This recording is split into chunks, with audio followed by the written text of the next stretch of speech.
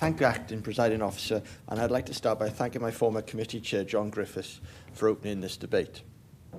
As you know, I am a community councillor and I have served for a number of years, and I can honestly say that it has been a very rewarding experience and has allowed me to take an active role within my community. Community and town councils can do an incredible amount of work for their areas, especially given the very little resources that some have to work with. Considering it is primarily a voluntary role, I believe that it shows the incredible strength of community we have, which is undoubtedly a tremendous benefit for people. That said, I am also aware that community and town councils can be, quite frankly, a cesspit of bullying and harassment, with behaviour that would simply not be tolerated anywhere else. The conduct of some community councillors that I've witnessed at times is appalling, and sadly it appears to me that the council clerks are more often than not at the receiving end of this behaviour, and more needs to be done to raise awareness of this and enforce the various codes of conduct that are in existence. From my own personal experience, there is no doubt in my mind that misogyny plays a part in this as well. The report produced by the Local Government and Housing Committee into the role, governance and accountability of the community and town council sector is in my mind long overdue, and I wish to thank them for producing this.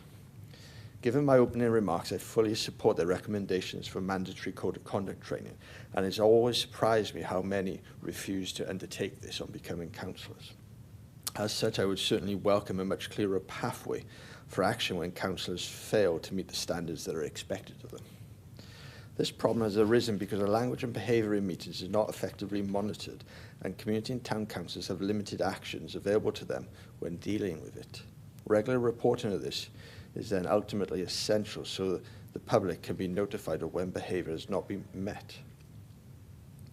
But also, I think the public need to take a greater part in this as well, and actually pay attention to who their community and town councillors are. Sadly, as we all know and has already been mentioned, a large majority of them are co-opted or, like me, elected unopposed. In my experience, I have found that political parties have more control over the conduct of councillors due to the nature of them having to be members and having to be formally selected in order to represent the party. And again, in my experiences, been the conduct of independent councillors who don't have to abide by such party rules that have been the poorest behaved. And I would be interested to know if the experiences of other members here.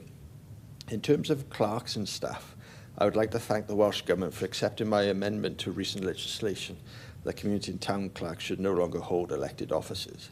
I think this helps strengthen the independence of the role, as well as provide assurances that the clerk is not beholden to political affiliations when performing the role. However, it should be added that clerks are very often under-supported, and there's a lack of consistent information and help from not only organisations like One Voice Wales and the Society of Local Government Clerks, but also from monitoring officers of their parent local authorities, all of whom I believe are woefully unprepared to help when serious situations arise. More should also be done to raise the professional qualifications that clerks have, and as many here will agree, there seems to be a high degree of variance in the ability of clerks, and this directly contributes to the overall effectiveness of the community or town council. Raising standards will certainly help the consistency of support the council will receive and help with more joined-up thinking with regards to governance and scrutiny. In this day and age, we need to be mindful as well of properly supporting councils with digital infrastructure. Not only does this help to speed up meetings, but it also means that those who struggle to attend meetings have great opportunities to do so, which will certainly help encouraging more people to stand as community or town councillors, and it means that members of the public have easier access to what goes on. It also means that these meetings can be recorded, again helping to aid greater scrutiny and engagement, and I would urge the Welsh Government is actually bringing this in as a requirement. It is noted that in the report that significant work is still required to improve the digital capacity of town and community councils. But there's also the challenge of councils not being in a position to take full advantage of digital resources. I believe that parent local authorities could well take a role in helping to provide this. Not only will it help share resources, but it will mean that smaller community and town councils will be able to focus more on the role that they were elected for. I'm pleased to see that the Welsh Government has accepted all the recommendations of this report, either fully or in principle. I believe that with better governance arrangements and greater access to support, community and town councils can do so much more for the communities. And let's be honest, this is a win-win situation.